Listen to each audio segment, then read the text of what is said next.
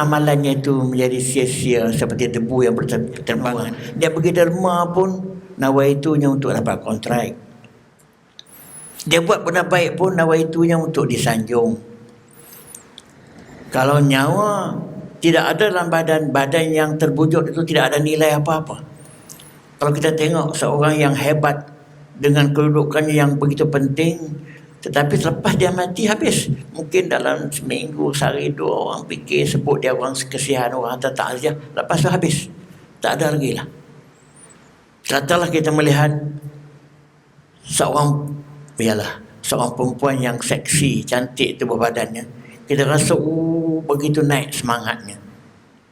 Tetapi apabila rohnya keluar daripada badan dia, serta-merta perasaan itu dah tak ada. Padahal kita melihat tubuh badan yang sama, rupa paras yang sama, tetapi apabila roh dah tak ada, tidak ada apa-apa nilai lagi dah. Begitulah bandingnya syahadah ni dalam hidup kita, ibadat seperti nyawa kepada tubuh badan. Jadi bagi seseorang yang telah mengaku bersyahadah kepada Allah, dia mesti memastikan dia berada di atas paksi syahadah itu setiap waktu, setiap ketika dan setiap detik. Apabila syahadah itu dengan berkonsepkan tauhid tidak berada pada dia, maka nilai kemanusiaan dia sebagai hamba Allah hilang sama sekali. Wal'ayazubillah.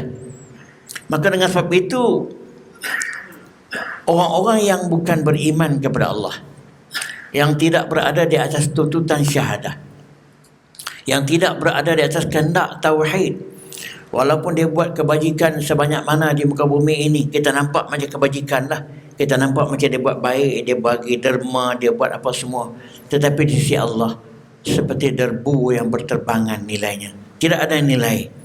Firman Tuhan dalam hal ini, surah Al-Furqan ayat 23, wa qadimna ila ma amilu man amil min amalin faja'alnahu haba'an mansura.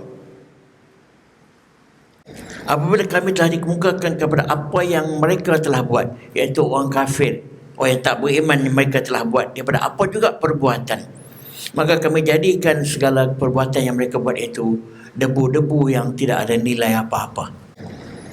Sebab itu tuan-tuan sekalian, kebaikan kita yang beriman ni buat baik, ada dua layer penilaiannya.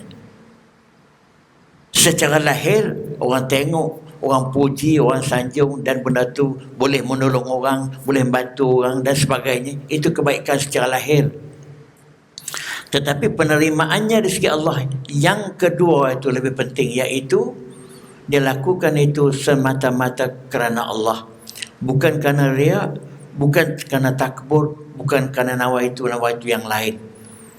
Jadi kalau dia lakukan itu bukan atas asas takwanya, bukan asas ketuhanannya, bukan di atas asas ikhlas semata-mata kerana Allah, maka amalannya itu menjadi sia-sia seperti debu yang berterbangan dalam komen tadi.